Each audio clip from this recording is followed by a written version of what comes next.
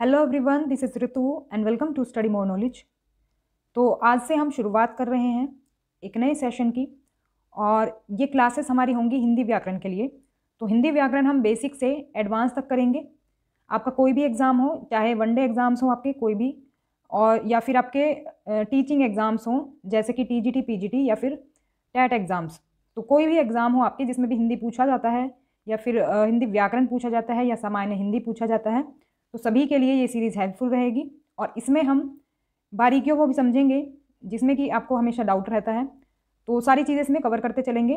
तो आप सीक्वेंस से वीडियो अगर देखेंगे तो सारे कंसेप्ट आपके क्लियर होते चलेंगे। तो आज हम शुरुआत कर रहे हैं हमारे पहले टॉपिक की, जो कि है वर्ड। तो चलिए शुरू करते हैं। तो सबसे पहले देखो, क्योंकि एक भाषा है, भाषा के अंतर्गत जो हम नियमों को पढ़ते हैं उसको ही व्याकरण कहा जाता है। तो इसके बारे में थोड़ा सा जान लेते हैं। तो हिंदी की बात करें तो ये एक भाषा है, और भाषा की उत्पत्ति किससे हुई है? ये हुई है भाष धातु से। तो भाष धातु से मैंने बोला है, धातु होता है कोई भी मूल शब्द, और मूल शब्द में हम कुछ शब्दों को जोड़ करके क्या बनाते हैं? क्रिया बनाते हैं। ऐसे ही है भाषा शब्द भी। तो ये भाष धातु से इसकी उत्पत्ति हुई है। और किस तरह से हम धातु से क्रिया बनाते हैं? जैसे मान लो चल एक शब्द है, चल एक धातु है, तो उसमें हम ना अगर जोड़ देंगे तो वो बन जाएगा चलना, यानी वो क्रिया बन जाएगा। इसी तरह से हम धातुओं से शब्दों क्रियाओं का निर्माण करते हैं। तो भाष धातु से भाषा की उत्पत्ति हुई है, जिसका अर्थ होता है बोलना या फिर प्रकट करना। तो भाषा की जो हम अभिव्यक्ति करते हैं उसके द्वारा हम क्या करते हैं? एक तरह से अपने विचारों को प्रकट करते हैं, जिससे सामने वाला हमारी बात समझ सके।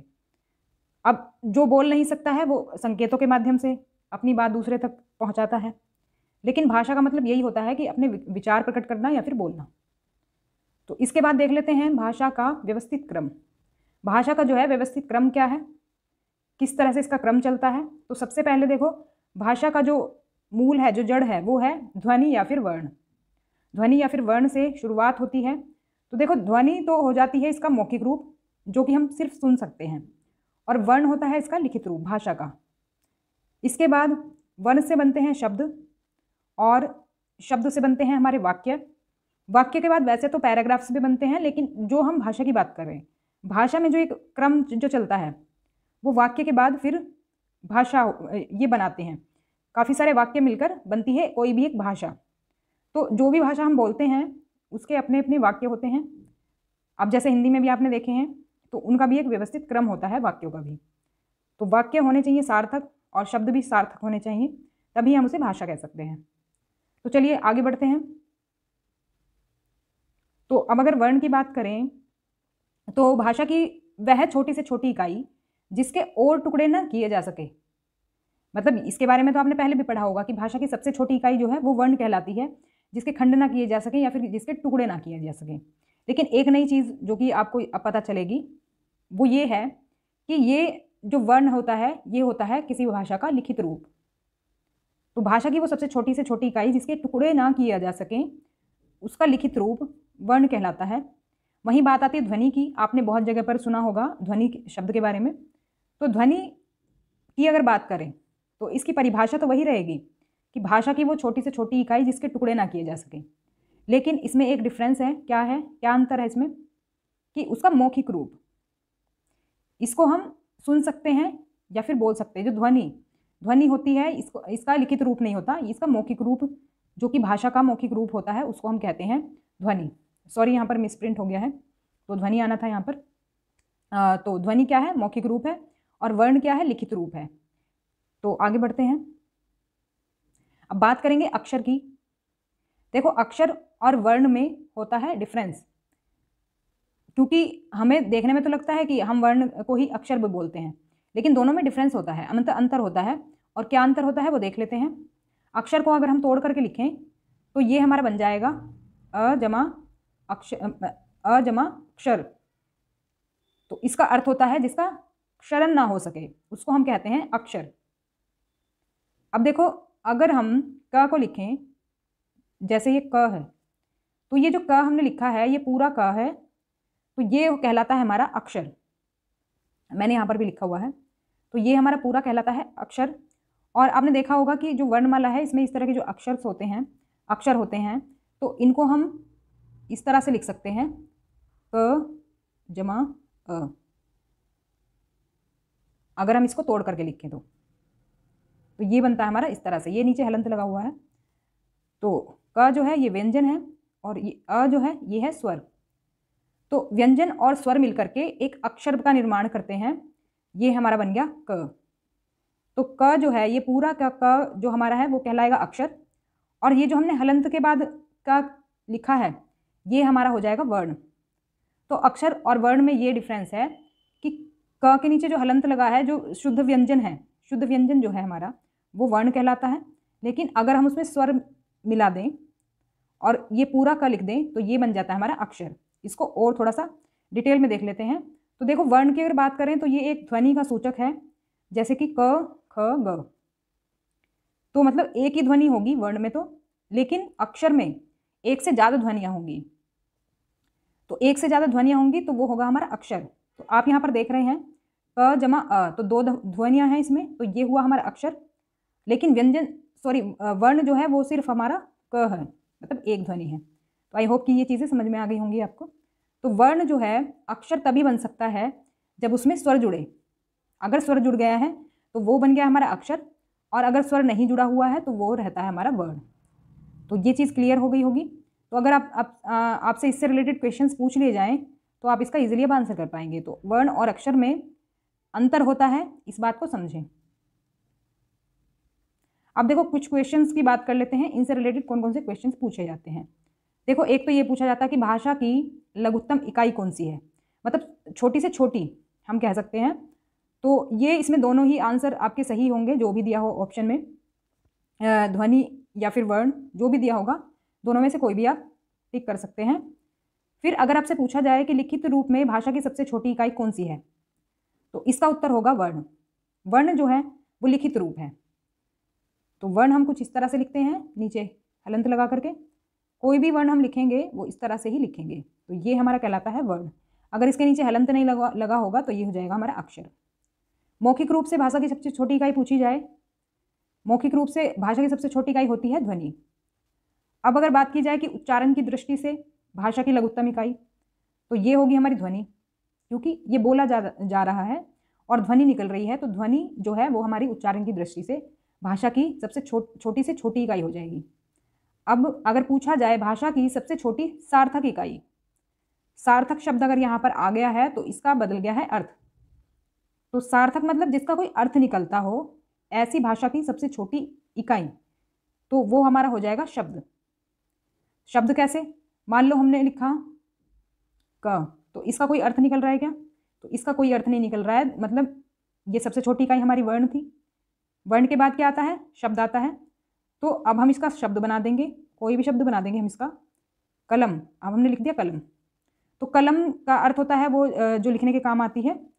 तो ये एक सार्थक शब्द हो गया, मतलब इसका कोई अर्थ निकल रहा है। ऐसा नहीं है कि कोई भी वर्ण हमने लिख दिया, अक्षर हमने लिख दिया तो इसका कोई अर्थ निकल रहा है। तो भाषा की सबसे छोटी इकाई, सार्थक इकाई शब्द कहलाती है। अर्थ के आधार पर भाषा की लघुत्तम इकाई की बात करें, अर्थ के आधार पर भाषा की लघुत्तम इकाई, तो वो भी शब्द ही कहलाएगी, क्योंकि कोई अर्थ निकल रहा है शब्द का, तभी हम उसे भाषा की सबसे छोटी इकाई कहेंगे। इसके बाद आता है भाषा की पूर्णतः इकाई। पूर्णतः इकाई पूछा जाए तो ये हो जाएगा हमारा वाक्य, क्योंकि जब हम देखो कोई अपनी बात किसी को बता रहे हैं, अपने विचार प्रकट कर रहे हैं, अगर हम पूरा सेंटेंस बोलेंगे, पूरा वाक्य बोलेंगे, तभी वो हमारी बात को समझ पाएगा। तो इसका मतलब क्या है कि भाषा की जो पूर्णतः इकाई है वो वाक्य है, क्योंकि हम वाक्य बना बना कर ही अपनी बात को जो है प्रकट कर पाते हैं, अपने विचारों को प्रकट कर पाते हैं। आगे देख लेते हैं। अब बात करेंगे देखो वर्णमाला की। वर्णमाला सबसे महत्वपूर्ण रोल प्ले करती है हिंदी व्याकरण में या फिर हिंदी भाषा में। वर्णमाला को समझना बहुत ज़रूरी है। वर्णमाला को अगर आप समझ लेंगे तो आगे दिक्कत नहीं आएगी शब्दों के निर्माण में। तो एक एक पॉइंट ध्यान से समझ के चलेंगे। तो वर्णमाला में हमारी दो चीज़ें आती हैं, दो भागों में हम इसे बांट सकते हैं। एक तो होगा हमारा स्वर और दूसरा होगा व्यंजन।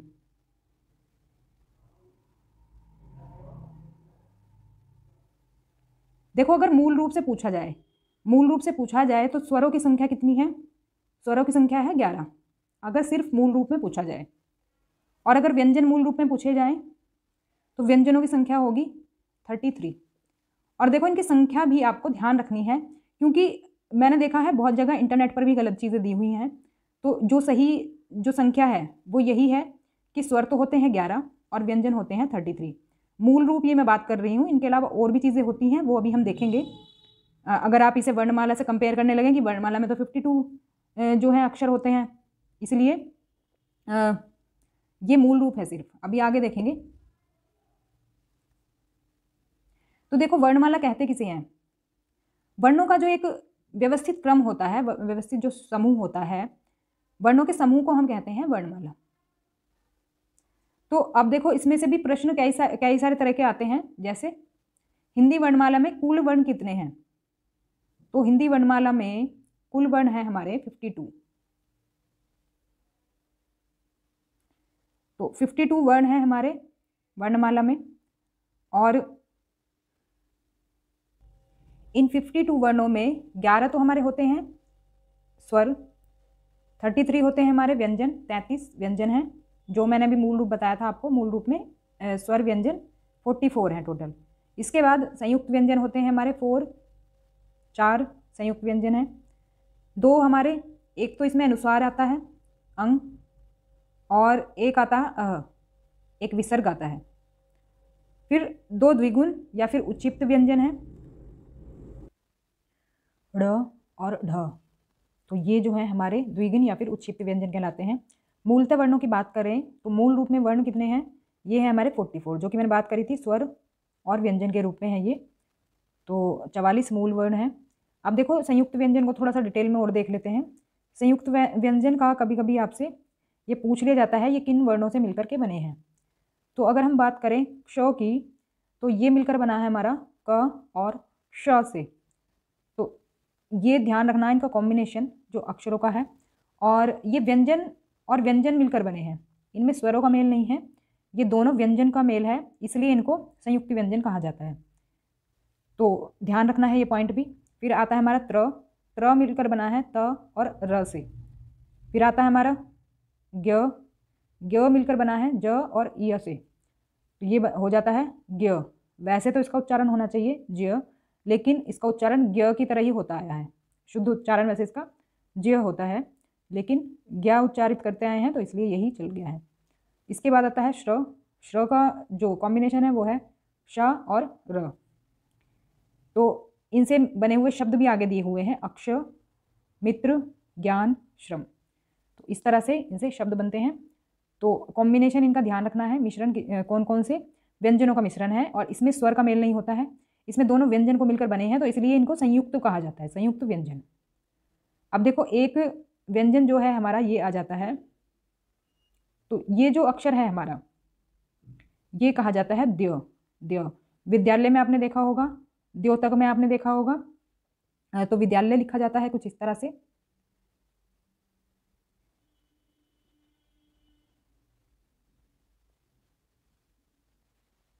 तो विद्यालय कुछ इस तरह से लिखा जाता है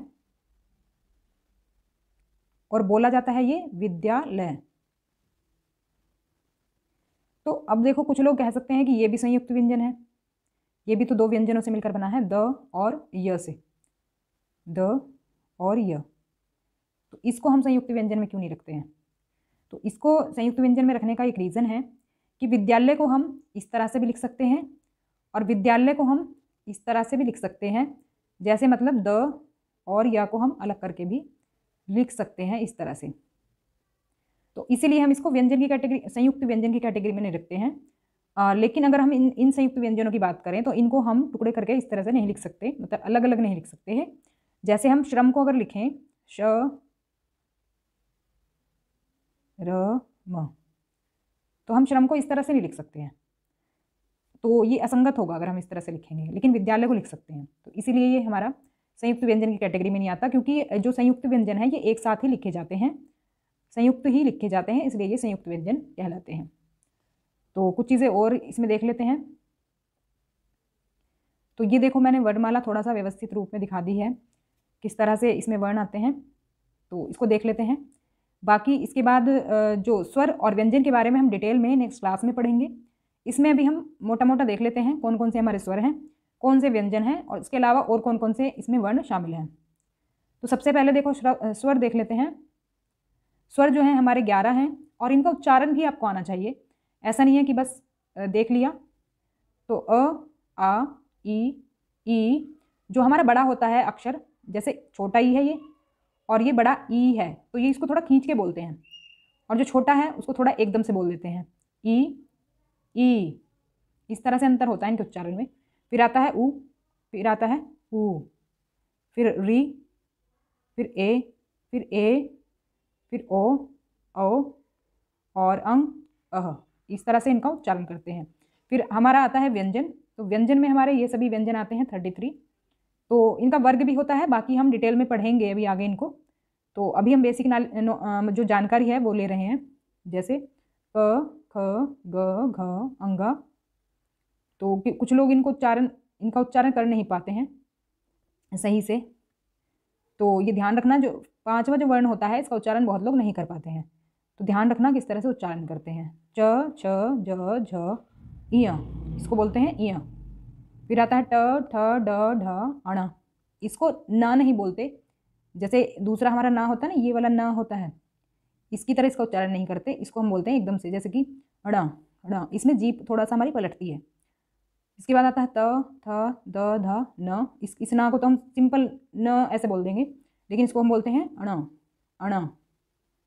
फिर प, फ, ब, भ, म।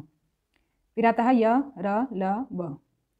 फिर आएगा श, क्ष, स, ह। अब इन स के उच्चारण में भी अंतर होता है। इसको तो हम सिंपली बोल देते हैं स, लेकिन इनमें हमारी जीभ जो है ऊपर टच होती है, जैसे कि क्ष, इस तरह से श। तो इनकी ध्वनि में जो है थोड़ा सा डिफरेंस होता है, तो कुछ लोग इसका उच्चारण गलत करते हैं, तो वो अलग ही पता चल जाता है हमारे बोलने में, भाषा के बोलने में अलग ही पता चल जाता है। तो इसीलिए ध्यान रखें, इनको बोलते वक्त इनका सही उच्चारण करें, तभी हमारी भाषा थोड़ी सी आकर्षक लगती है। देखो संयुक्त व्यंजन की बात हम कर चुके हैं, ये 4 संयुक्त व्यंजन की कैटेगरी में आते हैं। उसके बाद ये होता है हमारा अनुस्वार, और अनुस्वार हम बिंदु की तरह लगाते हैं। जैसे हमने ये व्यंजन के ऊपर लगाया ना, तो इसको हम इस तरह से बिंदु की तरह लगाते हैं अनुस्वार को। तो पहले चंद्राकार बिंदी भी लगती थी, अब उसकी जगह पर हम अनुस्वार का ही प्रयोग करने लगे हैं। एक होता है हमारा विसर्ग। तो विसर्ग जो होता है ये 2 बिंदी की तरह आगे लगा देते हैं हम किसी भी शब्द में। तो जैसे कि हम प्रातः लिखें, इस तरह से लिखकर हम क्या करते हैं, इसके आगे 2 बिंदु लगा देते हैं, कुछ इस तरह से